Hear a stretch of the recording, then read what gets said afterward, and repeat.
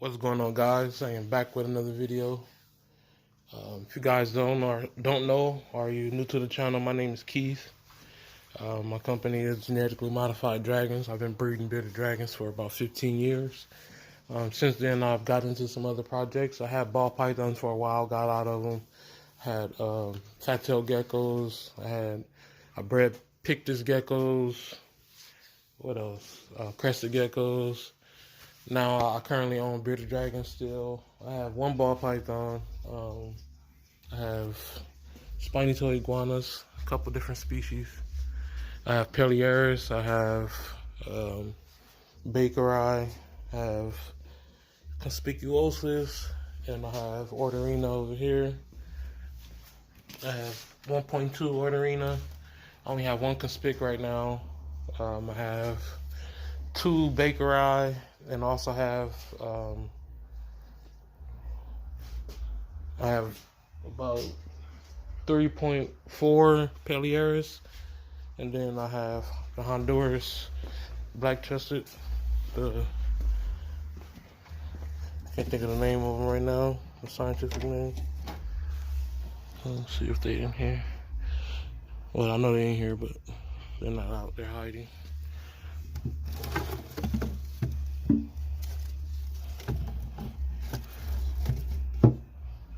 The Melasterna. I have two Melasternas that I'm growing up. They're in there somewhere. I'll show you guys those in a later date if to give an update on them. But basically, I mainly own bearded dragons. And if you're breeding bearded dragons or any animals that require insects, it's important that you start breeding your own insects. I almost suggest that you start breeding your insects before you start breeding. And one of the best feeders to breed is dubia roaches. They're a lot better than crickets. They last longer. They can produce quick. Well, they produce and pretty much maintain themselves. All you have to do is feed them. So I'm gonna show you a couple of the colonies I have. I'm gonna start off with the newest one. I bought some extra females. Get this down. I bought some extra females just to look, and they already producing in here. I only got like 4 males in here to a bunch of females. So I bought some females, and I'm gonna eventually integrate some of these with my other colony, the main colony. But yeah, that one's starting out, and they're already starting to produce. Then I have this one up here, which was a feeder bin, but the dragons, I had bought a bunch of worms and other feeders, so I was giving these a break so they wouldn't get fed off too fast, but they started growing. And now this is producing as well. So the babies and stuff in here as well.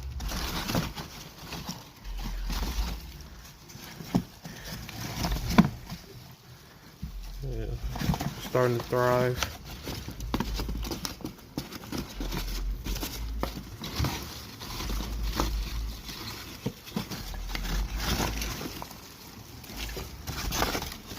And then under here I have some small. This is what I've been feeding the babies out of. And these are even starting to grow as well. I'm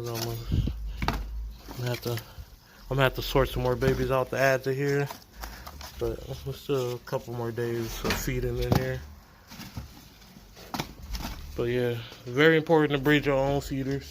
I tried super worms, but it's a little bit too much work. You have to separate each worm individually, then let them pupate, and then turn into beetles. Then you add all the beetles together.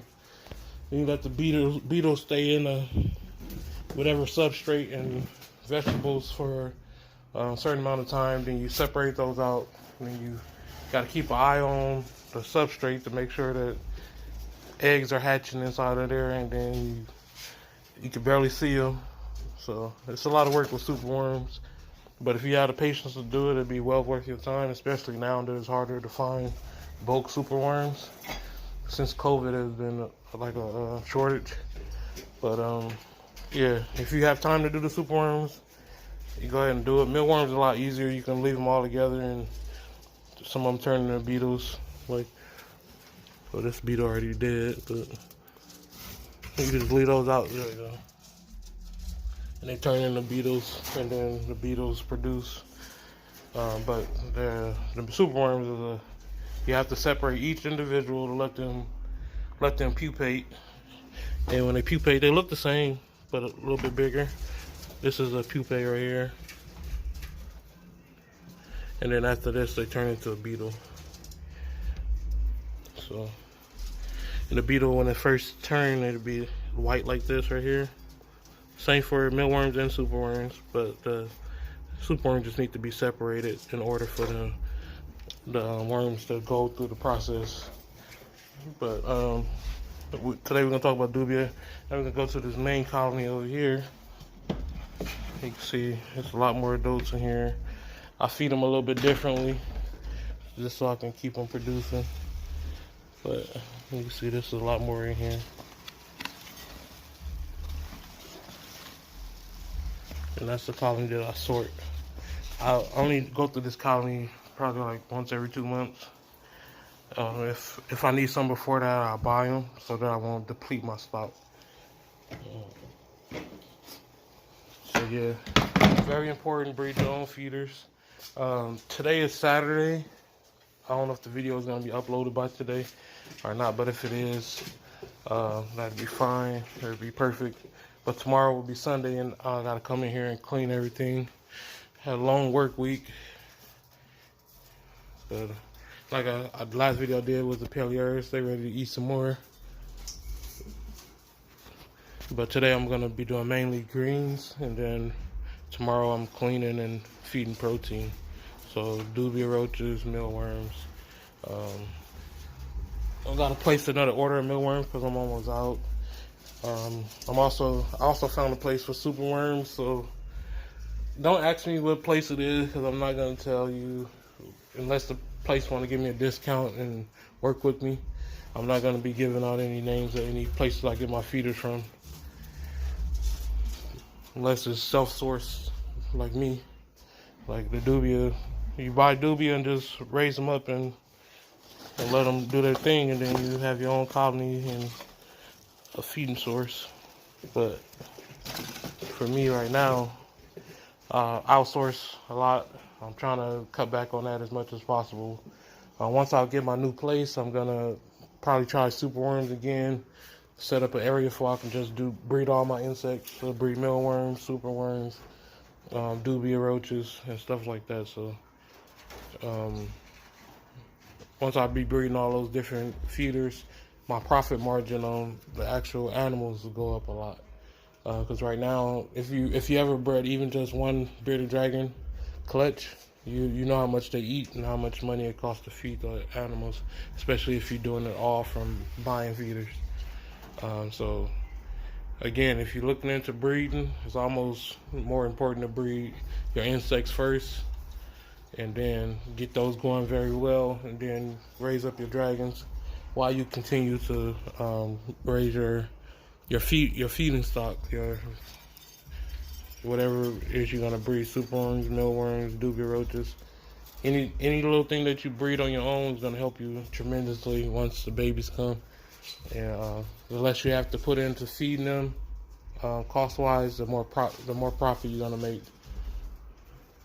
At the end of the day, if you're looking into breeding, you're gonna have to sell some babies. There's no way you can keep every baby. Like I said, most females can give you up to 5 clutches from one breeding. So unless you're freezing the eggs off and not incubating them, you could be looking forward to getting almost 100 babies from one breeding.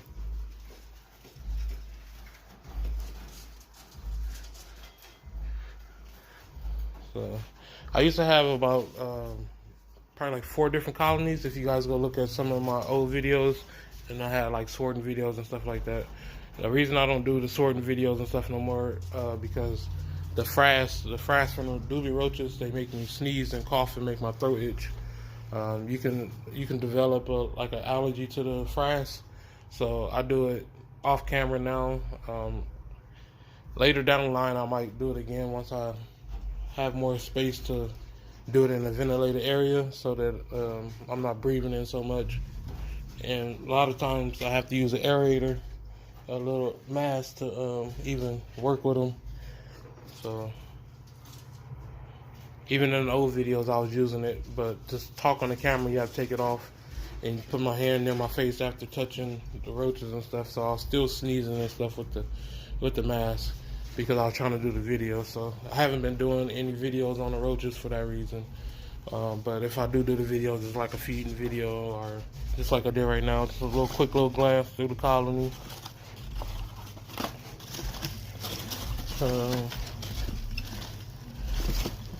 This one I'm gonna have to reset up soon. I'm gonna do full egg cartons. It's gonna be more like that one right there. And you can see these ones are doing well.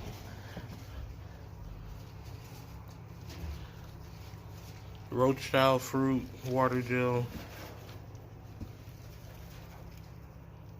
I'm gonna have to pick out some of these old males like that one and feed them off before they die. So it do require some maintenance to the colony, but it's a lot better than having crickets. But if you're breeding, crickets are necessary as well, because once you breed the animals and then you start selling them, the people that's buying these dragons not gonna have access to dubia all the time, but they will have access to cricket because most pet stores sell them. PetSmart, Petco, Petland, anything like that. Other pet places? The primary feeder is going to be crickets and mealworms and stuff like that. So make sure that you're feeding the animals that you produce stuff that's going to be readily available to people that may purchase from you.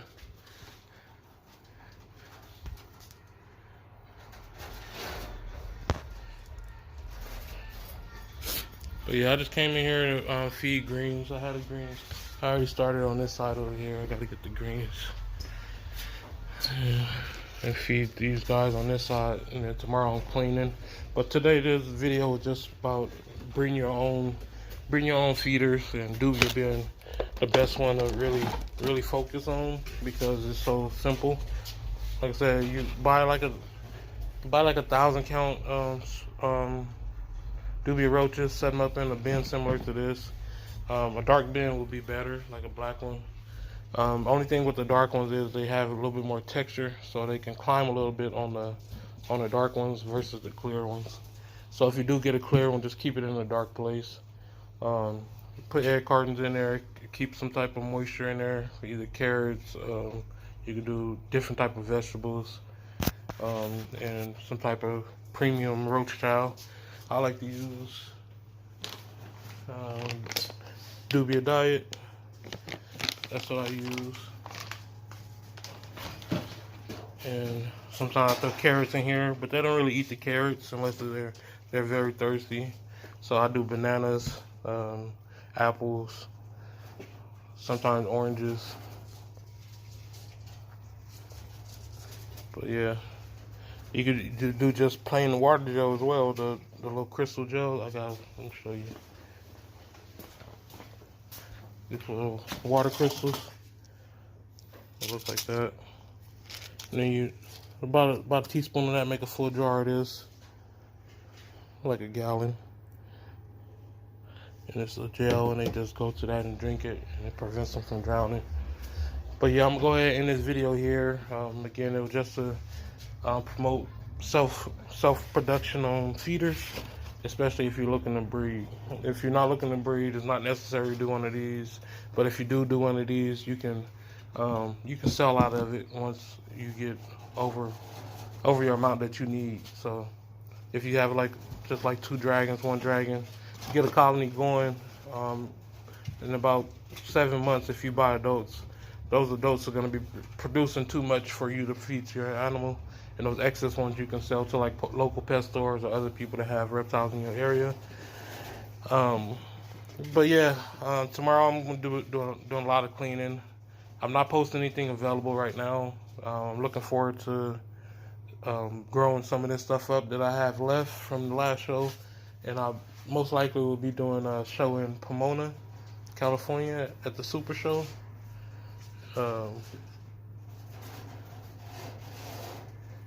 Yeah, so hopefully I see you guys there. I may have some dubia on display available, depending on how much I sort out. Cause I did pretty good at the last show with the dubia. I think I had 125 cups, and I left with like 15 cups left. So did pretty good with the dubia. I did 200 counts, 200 count dubia. So pretty good amount of dubia was sold. I sold all my Jewel Lacerda babies except for one. I'm gonna go ahead and grow that one out because it had a kink in its tail. And like I said, most people, when they see a kink, they think that they're gonna get a big discount on it. But the animal is exactly the same. It will produce animals that don't have kinks in it. But for now, I'm gonna go ahead and end the video here. Tomorrow's video, or the next video I'll show, will be more about the bearded dragons and some of that, showing some of the animals, because I'm gonna be cleaning. Usually when I clean, I take pictures because that's when I have everything out and handling everything. So that's when I take most pictures. And speaking of pictures, if you're not following me on Instagram, go ahead and go to the link in the description and follow me on there. And that way you can see the pictures that I take during the process. And a lot of times the pictures are posted before the video, so you have an idea of what I'm gonna be posting the video about before I even post it, because the video pictures is quicker to upload than the video is. So if you want a little head start or a preview of what's gonna be posted on the next video, go ahead and follow me on my Instagram, and go ahead and you can also comment it to me on there, ask personal questions and stuff like that that you don't want everybody to see. But yeah, I'm out, guys. Thanks for watching. Until the next video. Peace.